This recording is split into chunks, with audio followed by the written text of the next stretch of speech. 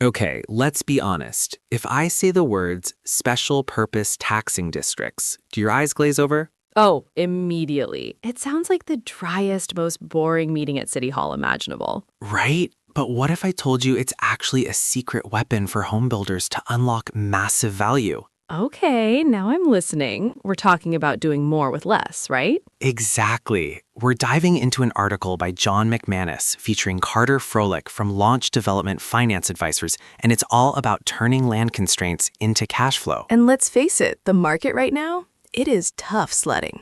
Totally. And Froelich says that in this environment, just cutting costs isn't enough. That's table stakes. The real leaders are mastering the art of unlocking future value.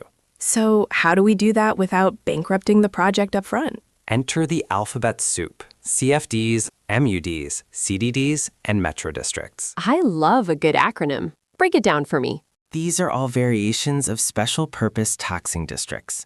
Basically, they are tools to fund public infrastructure, roads, sewers, parks, without the builder having to pay for it all up front. So instead of the builder writing a massive check for a sewer line before selling a single house, The district issues bonds to pay for it.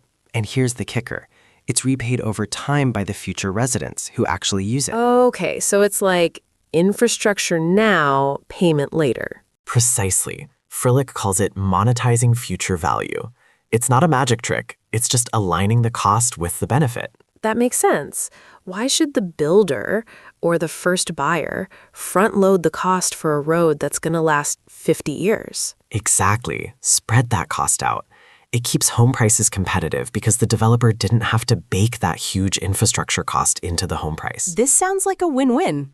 Actually, Froelich says it's a win-win-win. Even better. Who are the winners? 1, builders get lower development costs. 2, capital partners get lower risk because they aren't financing as much dirt work. And 3, municipalities get their infrastructure built faster without draining their own budgets. You mentioned lower risk for partners. Let's dig into that because banks are pretty skittish right now. This is the part I found most interesting. It's not just about the money, it's about risk transfer. Right. When you use a district, you're moving that infrastructure debt off the builder's books. It becomes non-recourse capital. Non-recourse. That is music to a developer's ears. So if the market turns, that debt isn't hanging around the builder's neck? Exactly. And it's an operational tool, too. Froelich made a great point. Time is money.